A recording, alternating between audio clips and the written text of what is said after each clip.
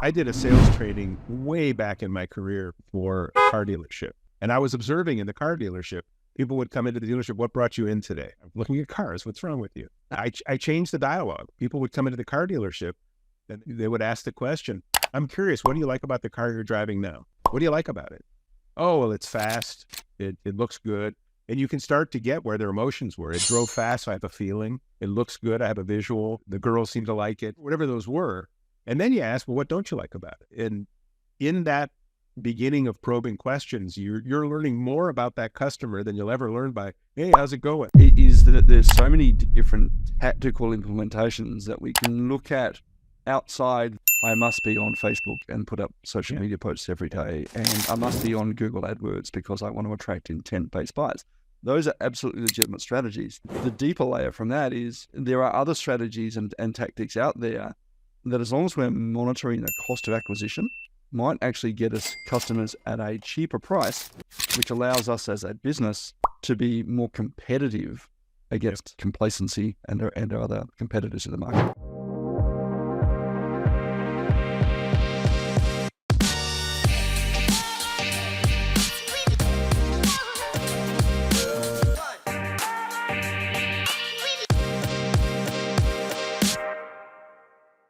Hey everybody, welcome back to another episode of More Clients, Less Effort, and I'm joined today by my friend Andrew Deutsch. Andrew is a multilingual global strategy, marketing and sales consultant who's successfully driven business growth in more than 100 countries.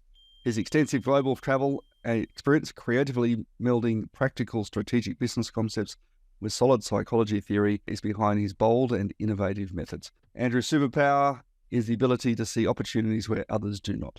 His company, Fangled Group, is a strategic growth consultancy helping clients convert every touch into voracious appetites for their brand. Services include fractional leadership, in-depth research beyond financials for mergers and acquisitions, in addition to total branding and go-to-market strategy creation. You can check out Andrew at fangledtech.com or his podcast on the Fangled Cast, which I've listened to. It's a great, great show. Andrew, welcome. Thank you. To More Clients Left Out. Yeah. Well, now that we went through all that, we're out of time. That's it. Thanks very much for joining us tonight, guys. And by the way, it's voracious advocates for your brand. There we go. I should probably clean my glasses first thing in the morning. Voracious. Well, advocates, yeah, absolutely. I think that's the thing, right? When we look at marketing is not just the ability to attract business attract attention into your world, is it? Marketing is really this whole customer journey that also talks about how do you turn people who otherwise don't know who you are into advocates and promoters of you. Yeah, I ask the question all the time, what would happen if everybody you met, not just people who bought something from you, was out there telling the world how great you were? That's really what it's about. How would you do that? Best example are luxury brands. How many people who just absolutely love that Porsche or the Ferrari or whatever that crazy brand is, and talks about the greatest car in the world, never going to own one in their life. Yeah. They're huge advocates for those brands, and they're never, only a tiny percentage of them are ever going to be able to even. Well, I remember as a kid, I used to have a Ferrari Testarossa. And there you go. Poster on my wall. Yeah. I used to tell the same joke. Yeah, I got a Ferrari. It's a Hot Wheel. The tiny little Since I was 7. The tiny little matchbox car, absolutely. I know you had a long career in corporate. What was it about the other side of the coin, the entrepreneurial side of the coin for you that attracted you into business in the first place? Yeah, I had an incredible inspiration. My grandfather was one of the guys that you'd hear during the Depression, made a nickel a day sweeping the floor at a printing company and learned everything he could learn. And before long, he had the largest adhesive printing company, printing out adhesive labels in the entire region. At one time, our family made something like 80%. My percentage may not be accurate, so sue me, but I think it was 80% of all carbs made in the United States, the batteries had a label on them. We made those battery labels. So I learned from a guy who was inspired from starvation practically to running this very prosperous business. Even as a kid in school, I always came up with stuff to make money. I sold T-shirts with rock bands on it that I bought legally through. I found out that after the concert tours were over, the shirts were available for pennies on the dollar, and I would get them and sell them. When I was in college, I somehow managed onto the list of every student on campus's home address and birthday, and we would send letters home to the parents 30 days before their birthday saying, if you send me a check for this, we'll bring your kid a birthday cake. And so we'd buy the cake for $5 and get $20 and paid my way through college with that kind of stuff. So I was always sort of into that. How do you hustle legitimately, ethically, and make money? Pyramids, no MLMs, none of that nonsense. And then I went to school. I wanted to be in global trade. I'd been an exchange student. I lived in Sweden as a kid and graduated, and there were no jobs. And every MBA I knew was unemployed back in those days. So I went back to school. That was a telling sort of thing. It's like, why would I want to do an MBA when I could just actually go and make the money? Yes. I went back. I went to grad school and studied basically what would be clinical psychology with a focus on business to really have a resume that was different, multicultural marketing and the ability to understand how to convert. You can't just translate a brochure. You have to actually speak in the value proposition of the other country. Yeah. So it created this sort of ambiance of here's a guy who's different than everybody else, and projects started to come. So in 1993, if I remember right, I went down to Brazil for a 90-day consulting gig and ended up living there for 10 years and built my business there before I came back to the U.S. Now, you originally created it as the Deutsch Group after your name. Yeah. Lesson learned there. Share that with me. Well, yeah, we were the Deutsch Group, and then I registered in Brazil as a company. We came back to the States, and I kept the Brazilian office open and was operating it here in the States. And we had bid on a major project that we got for a manufacturing company. And the group that we beat out that thought that it was their customer decided to look into it. I had never registered Deutsch Group in the U.S. So the next thing I knew, I was being threatened with this massive lawsuit for using my own name. And at that time, this was around 2007 maybe.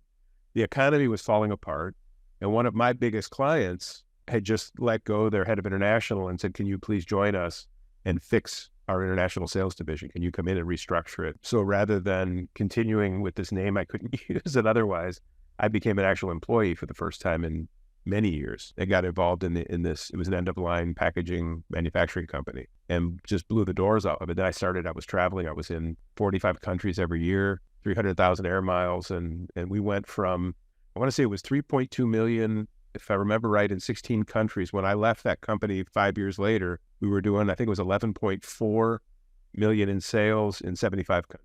Yeah. And we're talking not really a fancy, exciting product here. We're not talking Ferrari. What we're talking about. No, we were talking plastic strapping tape that goes around. Correct. Little handles that come on the newspapers that aren't really handles. They're when you pick up a box or hold stuff to a pallet. But in that time, I was also involved, because I was overseas, I was involved in and ended up taking on the responsibility for what they called purchase products.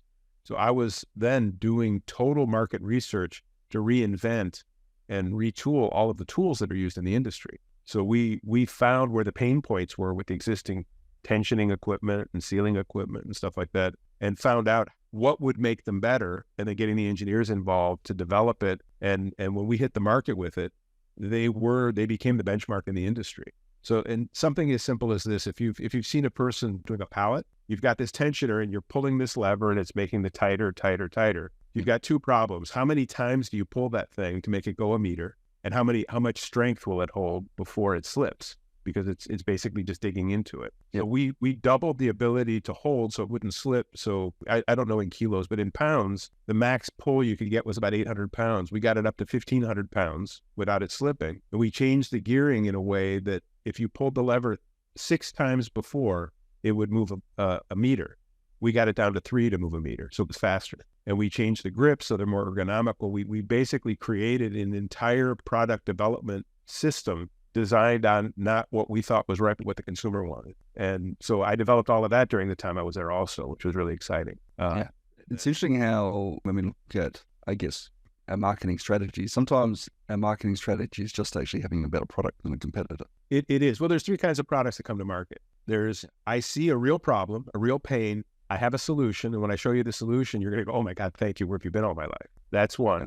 2 is, I recognize a pain the consumer may not, but when they see my solution, they'll feel their pain. That's like an iPhone. Who knew you needed all that on a phone? But when all of a sudden you say, oh my God, I can do my count, I can do all of that. I didn't realize I had the problem. Then the 3rd is, I'm solving a problem nobody ever had, nobody ever will have. And if I'm not clever enough, nobody's ever going to buy it. And that's usually, I don't know in Australia, but here at 3 o'clock in the morning in the commercials, it's like, you didn't know you were having trouble putting your shoes on. We've solved it. Yeah. Finally, a safe way to open a can. Like we have hospitals filled with people who've unfortunately dealt with the fickle fate of the can. Those products I don't deal with. Those can openers. Actually, I do recall I'm a big fan of things like Shark Tank and Dragon's Den, right? Yeah. And I remember an episode of Dragon's Den, which is the BBC version, right? Sure. It's been around for 20, 30 years already. And one of the pitches I saw was a young inventor who came in and was pitching an attachment to toothpaste tubes. Yeah. Right. And it was going to go on all of these tubes, these makeup tubes, toothpaste tubes, et cetera, right? I think they had product in it to get the last little bit of product out of the tube. Right? And they've gone, and one of the dragons has said, well, what does this? This is one of these inventions, I guess, that you didn't know you needed, but here it's going to change your life. And he said, what does it solve? And he says, what does this product cost? And it's gone, it's about 8 pence, right? So I don't know what that is in cents, maybe 15 cents, I guess. And he says, okay, how much product is left in the tube is this thing saving? So they've got about 2 or 3 pence worth of product. Yeah. I'm going, are people really going to buy this thing that costs them 15 cents to save 3 pence worth of product? I've got an identical story you're going to love. So guy comes to me with this. He wants to go to market. It's a system where you put all the left, when you use soap, eventually there's a piece of soap that's too small. Yes. So you put it in there, and eventually when it gets to a certain level, you turn the thing on and it melts it into a new bar of soap. And then you reuse it. Of course, how much is a bar of soap? Even the fancy stuff isn't that expensive. But I said, I want to show you the solution that you solved. And I put my hand out. I said, here's the old bar of soap. Here's the new one. Done. You just stick the old soap to the new soap and get in the shower. And there's absolutely no need. And he said, well, I thought this was going to be a great product because I failed with my last one. What was your last product?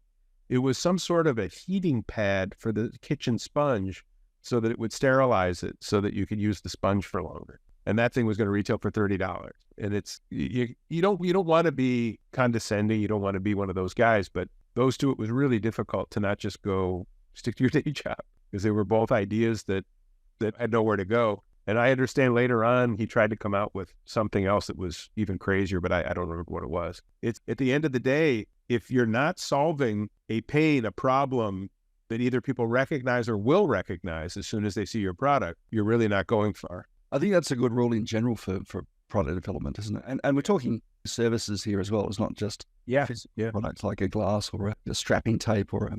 Yeah, to finish the story, so I left there and went to work for a Fortune 100 company that was specialty in adhesives in their tapes division. And the idea there was they had all of these incredible technologies of adhesive that most people wouldn't recognize. But imagine an adhesive that's so well made that you could put it on the landing gear of a plane sitting in the desert at 125 degrees, 180 degrees.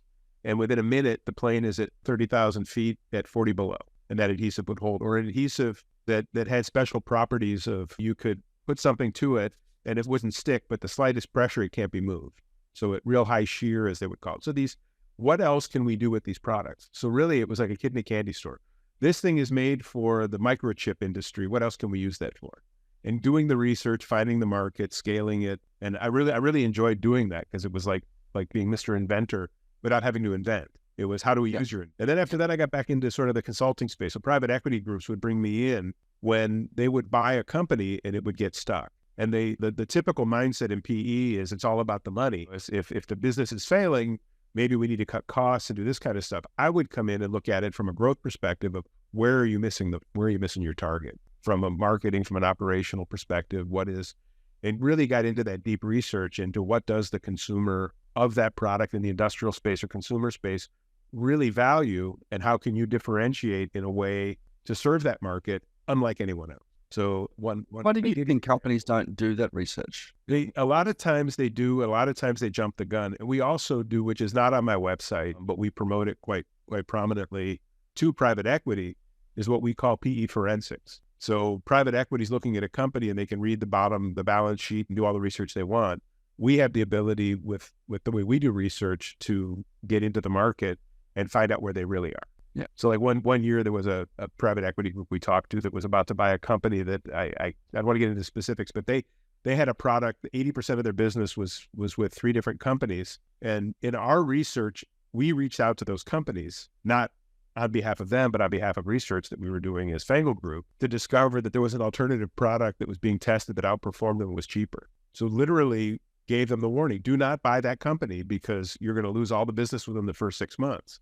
They backed out of the deal. The other company bought it, and We were wrong. It was 3 months. They went from a $14 million company to a $6 million company in less than 3 months because the alternative version of this product that they didn't have the patents on took over the market. So I think that's the thing about marketing. We're talking, really at a strategic layer here, not necessarily the tactic of what Google ads will run or should it be on TikTok or not. We're talking about how does your company is actually going to perform, and do you have a product that has longevity or a service that has longevity in the market, right? Because it's constantly changing. Everyone's kind of jockeying for position to try and do something ahead of someone else, and if you're not kind of working on it constantly, you've got to be left behind. I think the AI conversation is obviously a really big one at the moment. Yeah. You might not be adopting AI, but your competitors certainly are. Yeah. And really it's about when you're stuck in, I hate the word because commodity can mean different things to different people, but if you're in a commoditized market where you say, I do this for a living, and everybody goes, oh, everybody does that. It's how do you deliver it? How do you go through what you're doing in a way that makes you stand out? But for example, I did work last year with a company that does home power washing. Well, at the end of the day, everybody in that business has got high testosterone marketing and they're tough guys and they're out doing the hard work and all of that.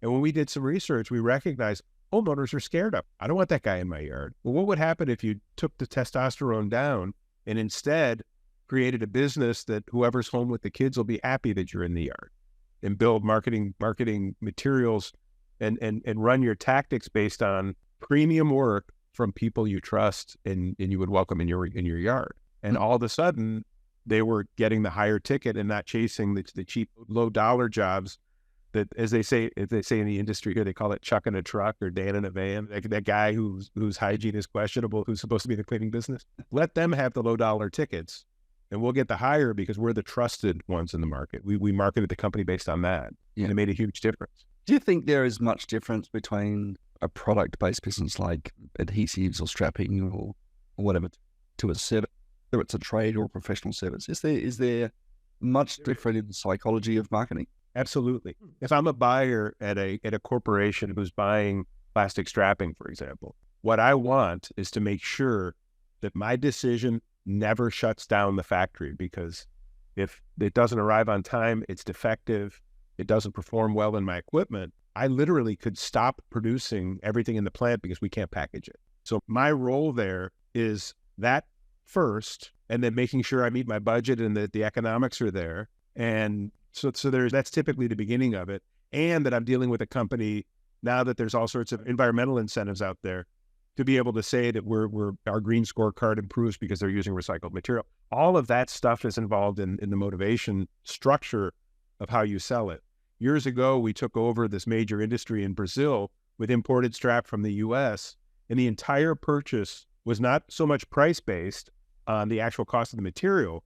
The competitor's material had a failure rate in the equipment of something like 4%, and ours was 0.001%. So every time there was an error, there was a 20-minute or 10-minute or 5-minute, whatever it was, depending on the error, recycling of the machine and waste to get it up and running again. We eliminated downtime, and the downtime was the value that it sold.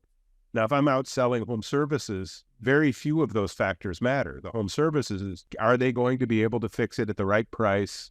It's not going to break down again because they actually did the right thing. And is the guy coming in my house going to scare the crap out of me or stink up the place or do more damage than good, try to upsell me, try to twist my arm into other things? It was a very different dichotomy. But when you understand what that motive structure is, the value proposition, whatever buzzword you want this week, that's where the magic comes, is really understanding what the consumer wants and knowing what the persona of the consumer you're dealing with is so that you can market to that persona. Yeah. I think that's that understanding of who your client is, how they think, why they should give a shit about what it is that you're doing is so critically important. Yep. When I did a sales training way back in my career for a car dealership, and I was observing in the car dealership, people would come into the dealership, what brought you in today? I'm looking at cars, what's wrong with you? I changed the dialogue. People would come into the car dealership and they would ask the question, I'm curious, what do you like about the car you're driving now? What do you like about it? Oh, well, it's fast. It looks good. And you can start to get where their emotions were. It drove fast, so I have a feeling. It looks good, I have a visual. The girls seem to like it, whatever those were. And then you ask, well, what don't you like about it? And in that beginning of probing questions, you're learning more about that customer than you'll ever learn by, hey, how's it going?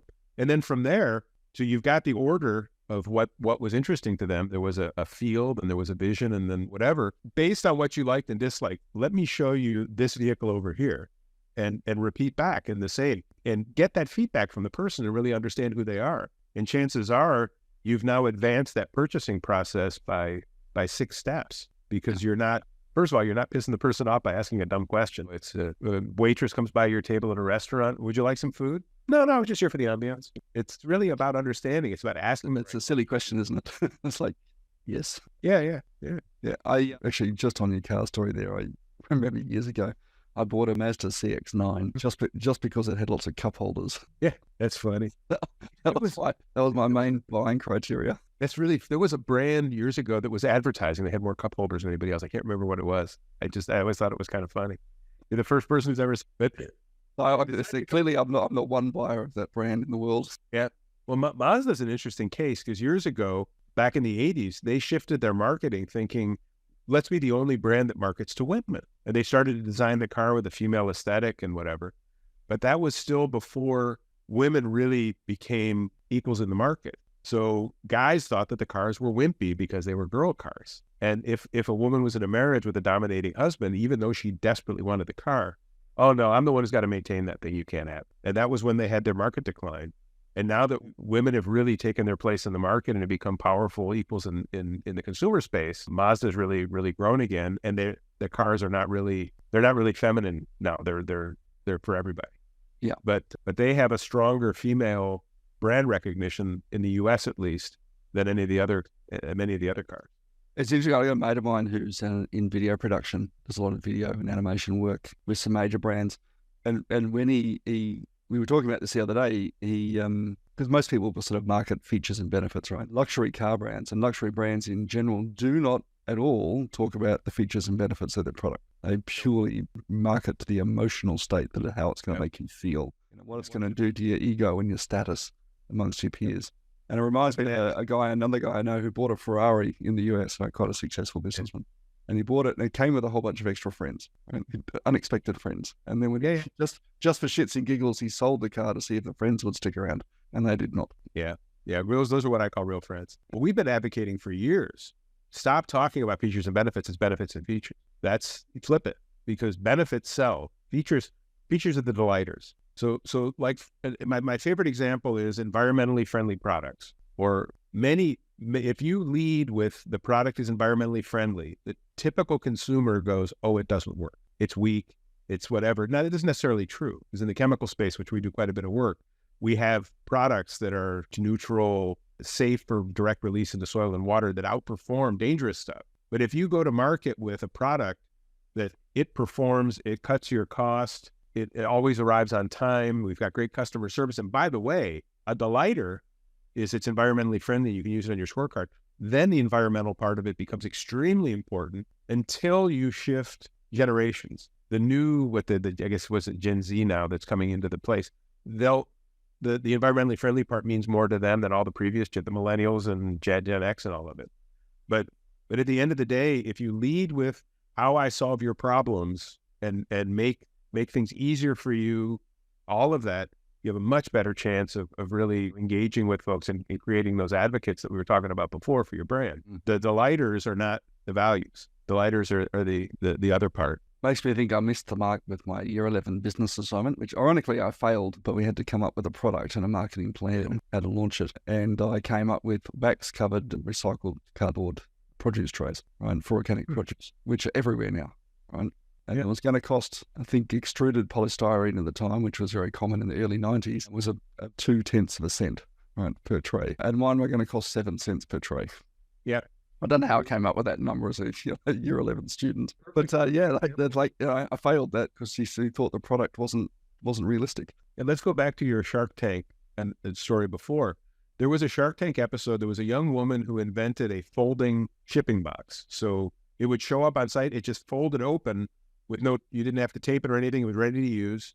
And then when you were done, you could fold it right back down and stack it. And that Mr. Wonderful, who I have almost no respect for at all as a person or a businessman, if you look at his history of his supposed software prowess. He was a junk dealer.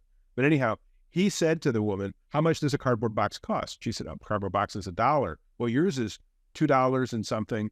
So there's no way you're ever going to sell that thing. And me, as a guy who's been in the end-of-line packaging space, I'm looking at the box going, that thing's genius. Why? Because it costs money to open a box, fold the flaps, put tape on the box. And yeah, there's all of the costs. I used to sell the equipment, the carton erectors and automated systems to put the tape. It's expensive to do that. And it's more than $1 when you start adding up, especially for the small consumer that's using hand tape dispensers. And she really had a valuable product, but because he didn't know that he was comparing apples to mangoes instead of apples to apples, nobody bought into her business, and it was brilliant. But it's a false comparison if you don't look at the total value. Yeah. I think that's the thing, right? But if we're going to look at one of the biggest value propositions, I think, is we've got to talk about how does our product make my customers' life easier. Yeah. Right? And that has value, right? Because time is the one thing we can't get back, right? If you can give your customer time back with their family, that's invaluable. Yeah. And people will pay for that. Yeah. Yeah. What do you use in your business? How do you attract customers systematically? I know we touched on it briefly earlier. I know you're not necessarily you don't necessarily need to throw your money into Google ads. What's the system that you... I don't spend a penny for my consulting business. I don't spend a penny with Google to do it. Yeah. I attract business through things like this, where people can hear me and decide this is someone that I should consult. I offer on my website, if someone wants to consult with me on a project, I have a free pick my brain session. I do 2 or 3 a week. Anyone who's got access to the link, so I don't end up with weird stuff, can actually book 30 minutes with me to flesh out an idea. So that's sort of at the core. I've got the referral basis of all the advocates of great companies and people I've worked with over the years. I do significant networking among the market of people who I do business with. My podcast, which I've got on hiatus and I'm just now bringing back, was my biggest lead gen that I had, because I did 3 kinds of interviews. I would interview people who I wanted to do business with that wouldn't give me the time of day. But if you call them up and say, hey, you're in this industry and you're an expert in it, and I'd really like to talk to you about it and explain your path of your career and otherwise, it would open that door. So that was one. The second was, I tried to get to you. I know that I've got a project that can help your business. You won't talk to me. So I will interview someone else adjacent that has that information that would convince you to talk to me, and then get someone of influence to get you to watch it. And then the third was just interviewing really interesting people with the kinds of questions that would give someone the perspective that I'm probably someone they want to work with. And that alone brought in probably 50% of my business, when I used to get maybe 20 or 30% besides the actual referrals. And then many times I'll publish, and I do a lot of articles. If you follow me on LinkedIn, anybody can. There's lots of information that really digs into the peripheral part of what we do. But really, I mean, it's I've been at this a long time, so the reputation builds my business. There's very few clients I have that I recommend that path. But with clients, depending on what their industry they're in, I'll give you an example. In the home services business, everyone out there is literally at each other's throats, bidding on and raising the cost of the keywords, the pay-per-click ads and everything for home services.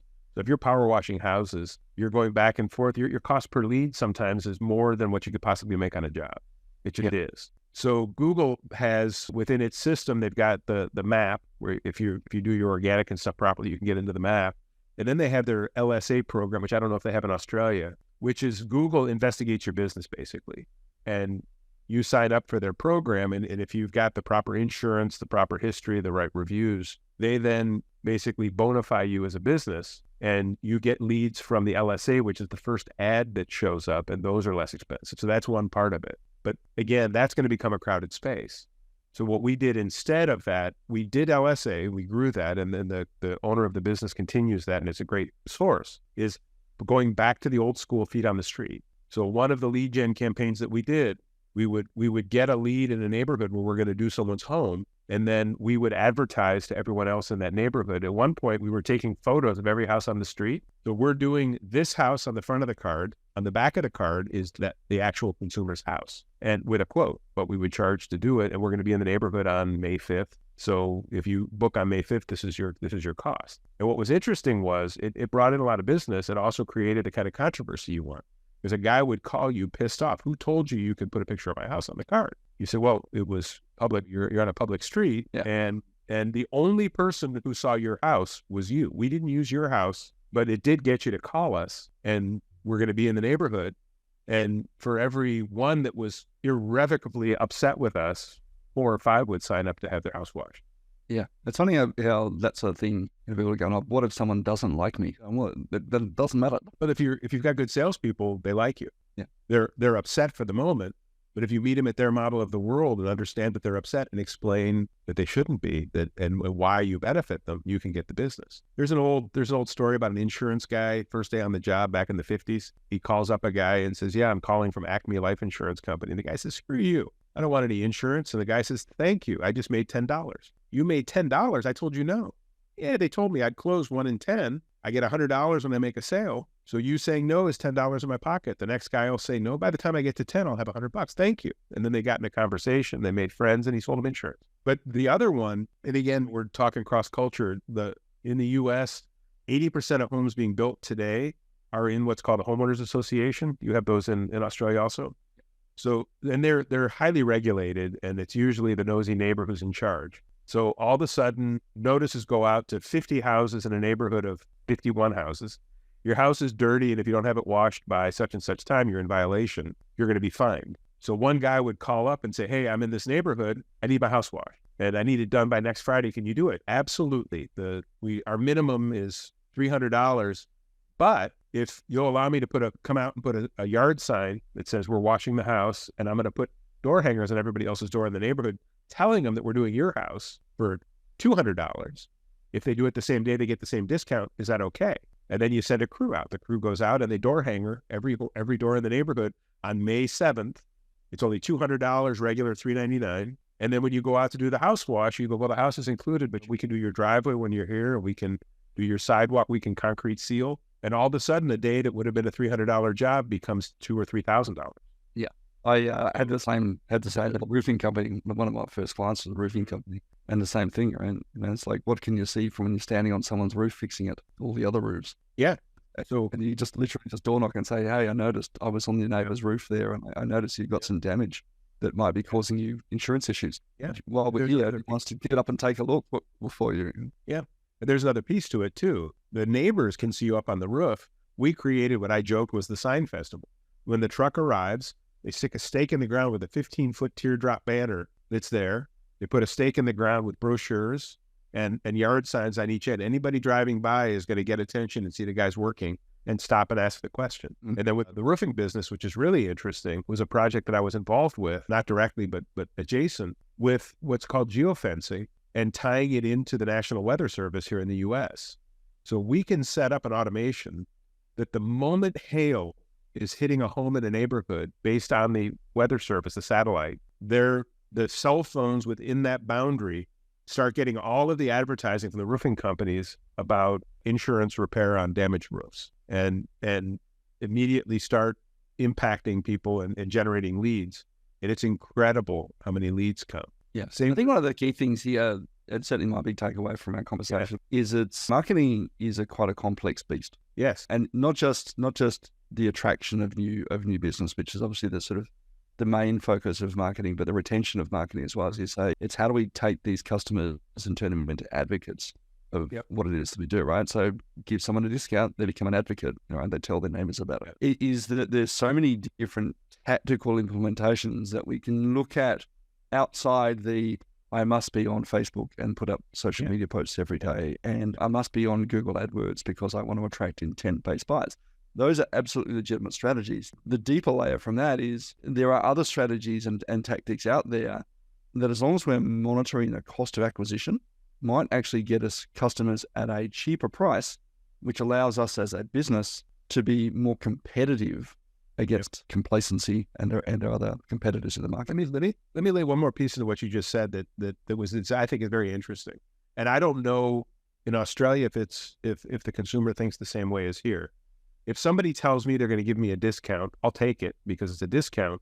But at the same time, I recognize that the original price wasn't the original price. And I kind of, as a consumer, go, yeah, they could have given me that price in the first place. Instead, if someone comes to me and says, hey, we can do your job for this much. And by the way, when we're there, we're going to do this extra thing for free. That has much more impact. Yeah, that's so yeah, that value is, so instead of, hey, we can discount the price, it's while we're there, we can degrease where your trash cans are. We can do the house washing model. We're going to come out, we're going to service your furnace, and our normal price is $2.99. We don't discount it. But if we can book it this week, when we're there, we'll blow out your dryer vent to get the lint out to keep your house from burning down. We'll do an extra thing for you. That's far more powerful, because now I'm solving an additional problem for the same money, as opposed to discounting and looking like a cheap brand. Yeah, not a fan of discounting in general. Yeah. Let's start to see the. Let me take it back. I like it if I'm the one getting the discount, then I'm okay with it. Please feel free to offer us discounts on a regular basis. We're all good with that. What's one initiative on your whiteboard that wasn't there 30 days ago? In business right now? Yeah. I'm working on a product launch for a chemical product that's used in exterior cleaning that's completely biosafe and under regulation can be released into soil and water. In the U.S., it's illegal to use a soap to wash the pier at a dock, and this is something that can do that. It can lift grease and oil and go right down the drain without having to recapture the water, because it's safe. And there's also an issue here. If you take a boat out of one body of water and put it in another, it has to be cleaned. And you can't do that at the marina because the soaps that are used can't get into. So I'm working on as a project, a business plan based on that. It's really interesting. Yeah, that looks fascinating. Yeah, looking for the funding and getting that off the ground.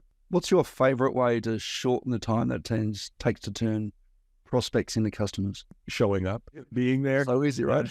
Yeah, I mean, it's the best. The most important part of sales is actually asking for the money. At the same time, it's also being there. Don't waste time. What would your grandfather, was clearly a big inspiration for you, think of what you're doing now? What would he say about it? Oh, he'd be proud. Yeah, I know it. Yeah. All right. What do you think of marketers? Well, I think most marketers don't recognize the difference between being a tactician and a strategist. And it's so often, I wrote a thing just recently about the difference between a CMO, a chief marketing officer, a chief growth officer, and all that. And it drives me crazy when someone thinks that they're a executive level marketing person. And when you ask them, well, what do you do? Well, I do Google ads and organic search and that kind of stuff. There's levels to it. And until you recognize where you are in that growth towards learning how to really be a strategist, you're stuck in a mindset of thinking everything before you do. And I recognize where I am, and I'm not the top marketer in the world either. I do very well for companies, and there's people who I think have great ideas that are out there to learn from. And I think most marketers don't think that way. Now, I would absolutely agree with that one. And mate, just lastly, who's someone you look up to in a marketing field, just as an extension of that question? Someone I look up to in the business world? Yeah, in business world. Yeah, there's a fellow who I know, his name's Joe Kruger, who has run many companies. He's a business consultant who has all of the skills honed, and the financial side and the strategic side of the operations of a business. That, I mean, he's just brilliant. And when I've never had a meeting with him that didn't make me better. And at the same time, I think he feels that way with meeting with me, because I've got sort of that out of the box marketing concept stuff that helps him. So yeah. I really look up to him. He's a great guy. Yeah, I love that. I think it's so important to have professional mentors and take someone on. And even when you're looking at your marketing, I love that idea that yes, you can become a CMO. If you're looking for strategy in your business, CMO will give you some out of the box thinking that will bring some value to you. But at the same time, also need the people who are savants at Google Ads or whatever it happens to be. You want to be whatever title you want. You've got a keyboard, just put it after your name. Yeah, it doesn't make it legit. But I see that happening all the time. It's the same. I'll get a call on LinkedIn from somebody who wants to meet with me, and then the next thing they want to be my executive coach. And they're 23 years old. And you go, well, what life experience have you had? Well, I took a course. I know how to. It isn't something that you just proclaim. It's something that you earn. My favorite word in the dictionary, or whatever you want to call it today, is thought leader. If you're the one telling people you're a thought leader, chances are you're probably not. Other people get to decide that. Yeah. If they start sharing it, then you are. If they don't, then you're not. Yeah. Awesome, Andrew. Really appreciate your insights and advice today. You guys, you can find Andrew at fangledgroup.com, and great podcasts as well. I've listened to a few episodes. Go and jump onto those, and I'm sure there're going to be more coming out again soon. You can find Andrew also on LinkedIn, some great articles and advice there. Those details, links, and whatnot will be in the show notes as well. Andrew, thanks for joining us today. Thanks so much. I had a great time. Always good to see you, Tim. And guys, really appreciate you joining us on today's episode of More Clients, Less Effort. If you liked today's show or know someone who might find some value from it, please like, share, do all the usual stuff. And we'll catch you on another episode real soon. Take care.